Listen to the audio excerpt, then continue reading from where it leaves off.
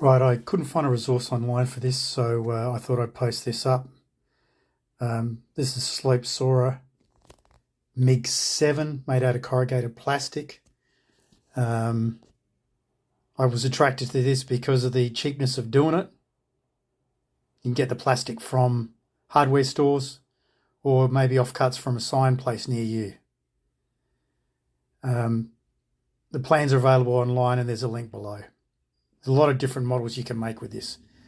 I had this leftover Contact Fix Sikaflex contact adhesive, which I'm using, and the spars here are meter sticks, which you cut with a bandsaw. This is my jig for folding the wing, right? Screwed down to the building board, and there's a bit of edging with a bit of a gap underneath. So you're going to stick the leading edge of the wing in there.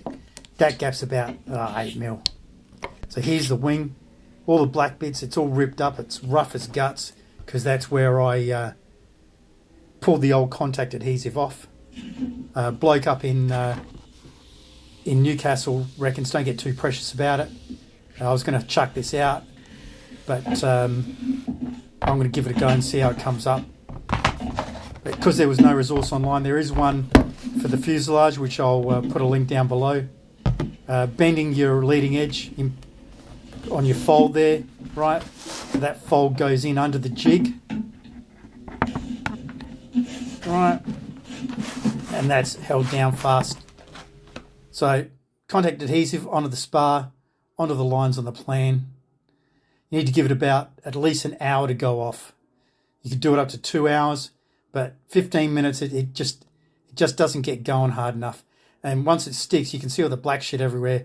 That's because it's stuck already. There's the aerofoil from the shape from the jig. Here's me opening methodology. And I'm using a foam brush, which is not ideal, but it's what I got. Doing all this on the cheap. This is a tight-ass model.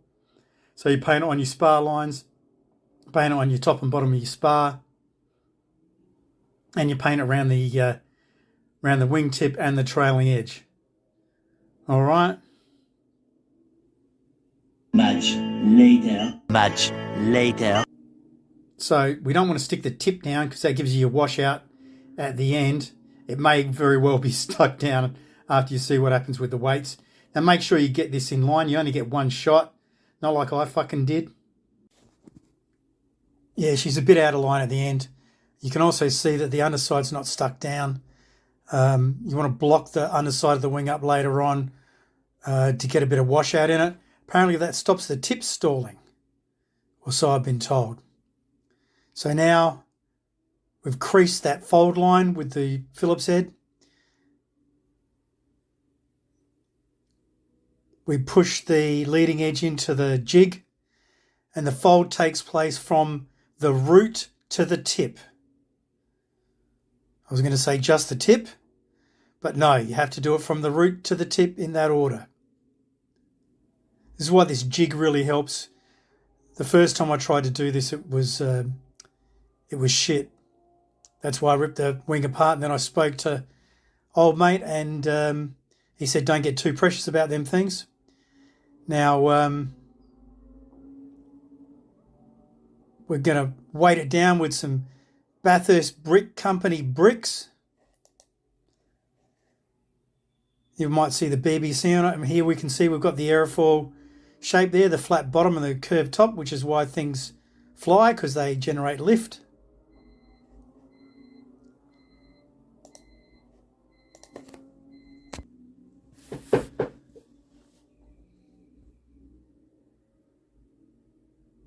You can see the BBC logo for the old red bricks they used to make here in Bathurst, New South Wales. You might be able to hear the cars in the background. The Bathurst International's on at the moment. Now we're bringing out the big guns. We've got the fucking Besser block in the game. This Corefleet's pretty strong stuff, so you see it doesn't do any damage. This is the first time I'm doing it this way. I'm going to leave this for 24 hours. And then I'm going to unbrick it and trim the edges.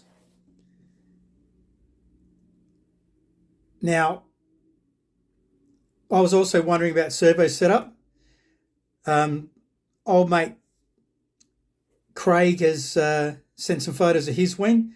See, he's got a doubler on the wing centre section. He's got the two servos laying on their side. They're in bits of core flute in the wing. And then on the bottom, you'll notice this has got a flat front on it. This helps the wing to line up in the fuselage better and also protects the wing from slope soaring landings. Much later. So it's 24 hours later. We're going to unbrick it.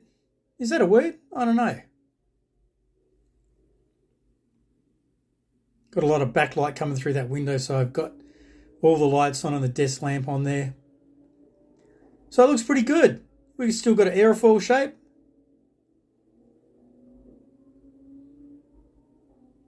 Got a bit of a line-up issue there, but we'll just trim that back out. It's not rocket science. We'll trim the edge of the aileron there as well. And I can feel that the end of the spar that it lifts up with the washout isn't glued down in that jig. So I'm just going to jig it up and get a bit more pressure on it. Using another brick. Now, this is the left wing. Make sure you build two wings, not the same wing twice. This is where the aileron goes in before you glue it and fold it, right? It's got to push a torque rod in it. It's not the best idea. Like I said, double check that you got the wing right. Okay, I'm all glued up. I've changed my outfit. I line this one up a bit better. You got the spar in there.